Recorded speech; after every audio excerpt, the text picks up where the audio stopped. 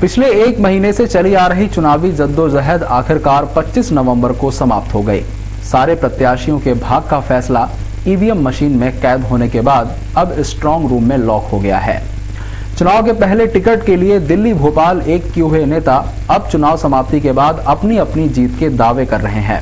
हालांकि जीत हार का फैसला 8 दिसंबर को मतगणना वाले दिन हो जाएगा, लेकिन चुनाव के बाद इंदौर की सीटों पर सट्टा बाजार क्या कहता है, आइए जानते हैं कि किस प्रत्याशी को कितने भाव दे रहा है सट्टा बाजार।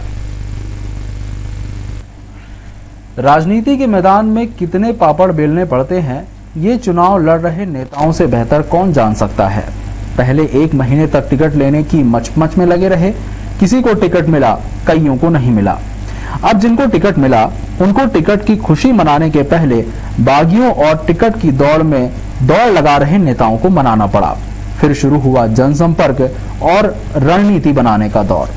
पहले जनसंपर्क खत्म होते ही प्रत्याशियों ने राहत की सांस ली, फिर अंतिम समय की रणनीति और बूथ स्तर के समीकरण बनाने में जुटे। फिर चुनाव वाले दिन सुबह जल्दी उठकर शाम 5 बजे तक अपने पक्ष में मतदान कराने के लिए जुटे रहे और अब जीत की कामना करने के लिए धार्मिक यात्राओं पर जाने की तैयारी कर रहे हैं। लेकिन उससे पहले कांग्रेस और भाजपा के सभी प्रत्याशी अपनी अपनी जीत के दावे कर रहे हैं।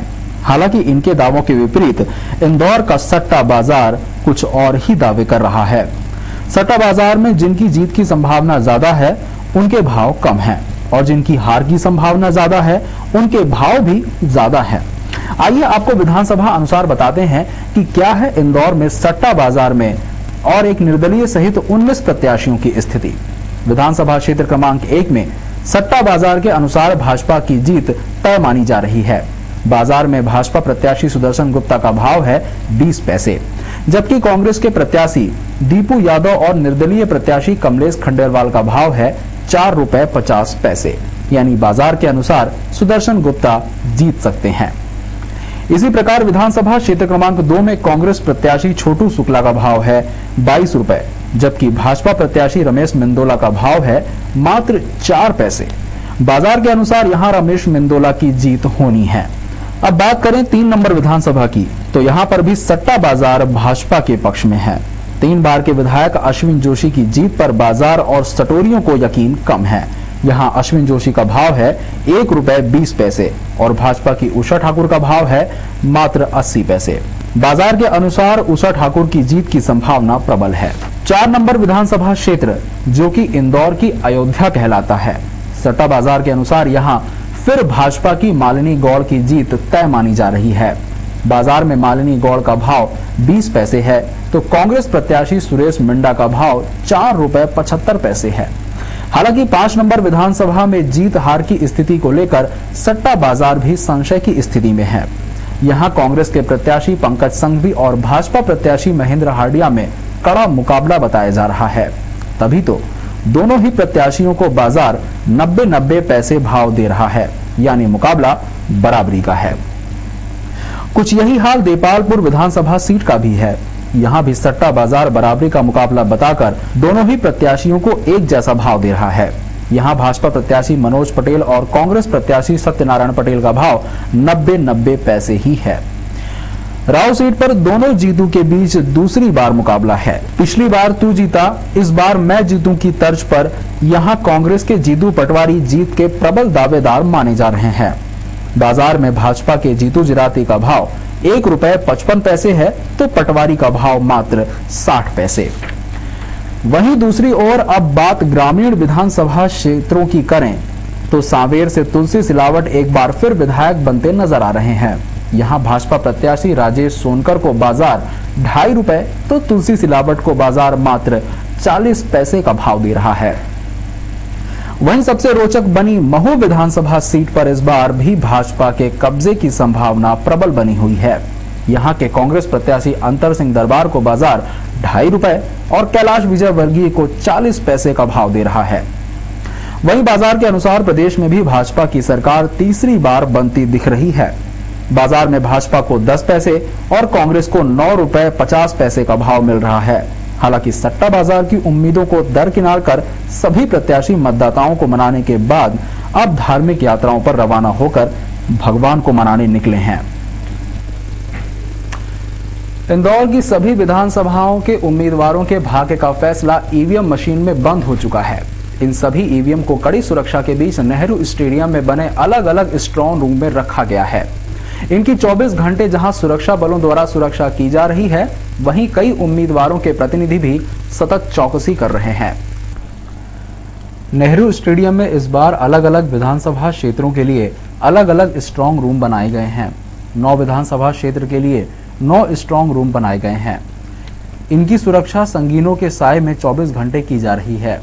निर्वाचन आयोग के आदेशानुसार संबंधित विधानसभा क्षेत्र के उम्मीदवार या उसके प्रतिनिधि यहां रखे गए रजिस्टर पर हस्ताक्षर कर स्ट्रांग रूम की कभी भी चौकसी कर सकते हैं। आज पहले दिन कई विधानसभा क्षेत्रों के भाजपा, कांग्रेस सहित निर्दलीय प्रत्याशियों ने आकर स्ट्रांग रूम की सुरक्षा की जानकारी ली और संतुष्ट नजर आए।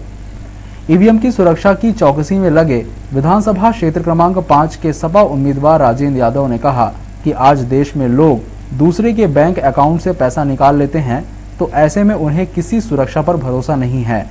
वे स्वयं 24 घंटे ईवीएम की चौकसी करवा रहे हैं। प्रत्याशी रमेश मंदोला का चुनाव एजेंट हूं। जैसा कि हमारे साथी पंडित जी ने बताया है, मैं उन्हीं बातों पे सहमत होते हुए, क्योंकि हम लोग चुनाव में एक दूसरे के प्रतिद्वंदी हो सकते हैं, लेकिन व्यवस्था या संतुष्टि में हम लोग आपस में सहमत हैं। और जैसा कि निर्वाचन आयोग द्वारा व्यवस्था की गई है, उससे हमारी पार्टी पूर्ण रूप से संतुष्ट है। चुनाव खत्म हो गए, लेकिन कार्यकर्ताओं के मन में शायद अब भी कोई टीस बाकी रह गई है। इसी तरह के कुछ असंतुष्ट कार्यकर्ताओं ने बीती रात अपने विरोधी के मतदाताओं की कारों में तोड़फोड़ कर दी। मामला परदेशीपुरा थाना क्षेत्र के जनता कॉलोनी का है। यहां बीती रात कुछ बदमाशों ने 3 कारों के कांच फोड़ दिए। कार मालिक ने आरोप लगाया कि विधानसभा क्षेत्र क्रमांक 2 में एक प्रत्याशी रिकॉर्ड मतों से जीतने वाला है और जनता कॉलोनी के मतदाता पूरी तरह से उसके ही समर्थक हैं। इसी बात से नाराज होकर विरोधी प्रत्याशी के समर्थकों ने उनकी गाड़ियों में तोड़फोड़ कर दी है। हालांकि इस दौरान कार मालिक पार्टी और प्रत्याशी का नाम लेने से बचता रहा। बौखलाए हुए हैं यहाँ पर जो जीत के जो यहाँ के प्रत्याशी है, उनकी एक तरफा जिससे बौखलाए कुछ सामने वाली पार्टी के असामयिक तत्वों द्वारा यहाँ गाड़ी के साथ फोड़फाड़ की गई है। तो किस पार्टी के वो लोग थे, किसके ऊपर आप इशारा करना चाहते हैं? बस नहीं, मैं एक्चुअली किसी पार्टी पर विश्वास नहीं करना चाहता, लेकिन बस ये है कि यहाँ पर एक तरफा जीत से सामने वाली पार्टी के असामयिक तत्वों द्वारा फोड़ाफाड़ी की गई है। गौरतलब है कि इंदौर के विधानसभा क्षेत्र नंबर 2 में बीजेपी के वर्तमान विधायक रमेश मंदोला के रिकॉर्ड मतों से जीतने की बात कही जा रही है। बाणगंगा क्षेत्र में एक पति ने अपनी पत्नी की चरित्र शंका के कारण हत्या कर दी। हत्या के बाद मौके से फरार होने की कोशिश कर रहे हत्यारे पति को पड़ोसियों ने पकड़कर पुलिस के हवाले कर दिया। घटना पुलिस थाना बाणगंगा क्षेत्र की है, जहां छोटी कुमार खाड़ी में रहने वाले मुकेश प्रजापत नामक युवक ने दिन में अपनी पत्नी सोनू की हत्या कर दी। पुलिस ने बताया कि मौके से भाग रहे आरोपी मुकेश को पड़ोसियों ने पकड़कर पुलिस के हवाले किया। पति द्वारा नाजायज संबंधों की शंका को लेकर पत्नी की हत्या कर दी गई है। जब इसके मकान मालिक ने जाके पानी के लिए दरवाजा खटखटाया तो उसने स्वयं मुकेश ने बताया कि मैंने पत्नी की हत्या कर दी है, और फिर ये नीचे सीढ़ियों से उतरने लगा भाग के। तो उस दौरान में ये खुद सीढ़ियों से गिर गया, सिर में चोट आई, तो खुद भी घायल हो गया है। इसको 108 से हॉस्पिटल भिजवाया गया है और 302 का केस रजिस्टर करके मृतिका को पोस्टमार्टम के लिए जिला अस्पताल धार भिजवाया। दिवंगत मंत्री लक्ष्मण सिंह गौड़ की प्रतिमा का विवाद पिछले लंबे समय से जिला न्यायालय में चल रहा था। मंगलवार को न्यायालय ने इस मामले में महत्वपूर्ण फैसला देते हुए इंदौर नगर निगम को तगड़ा झटका देते हुए मूर्तिकार को राहत दी है। भाजपा विधायक और पूर्व दिवंगत मंत्री लक्ष्मण सिंह गौड़ की महू नाका चौराहे पर लगी प्रतिमा का मामला न्यायाधीश दिलीप गुप्ता की कोर्ट में चल रहा था। मंगलवार को इस मामले में कोर्ट ने फैसला देते हुए निगम को आदेश दिए कि वो 2 माह के भीतर प्रतिवादी महेंद्र कोडवानी को 5,20,000 रुपए की राशि अदा करे। साथ ही प्रतिमा अनावरण की तिथि 11 फरवरी 2011 से लेकर निर्णय दिनांक तक की संपूर्ण अवधि का ब्याज 6% के मान से अदा करे, जो कि 88,400 रुपए होता है। इसके साथ ही कोर्ट में हुए वाद खर्च 70,000 रुपए का भुगतान भी किया जाए। पहले तो 70% राशि पारित करके और चेक भी बना दिया था, मगर इसी बीच जानकारी अध्यक्ष जवाहर मंगवानी जी और पार्षद सोनू राठौर ने मुझसे रिश्वत मांगी और लगभग 2.5 लाख रुपए की रिश्वत मैंने देने से मना किया।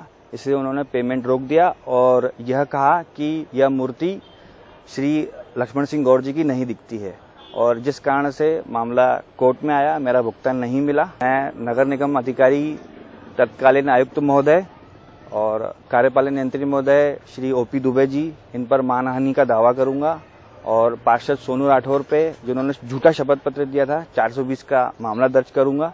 इसके अलावा जवाहर मंगवानी और सोनू राठौर जिन्होंने मुझसे रिश्वत मांगी थी, इनके ऊपर भी न्यायालयिक मामला दर्ज करूंगा।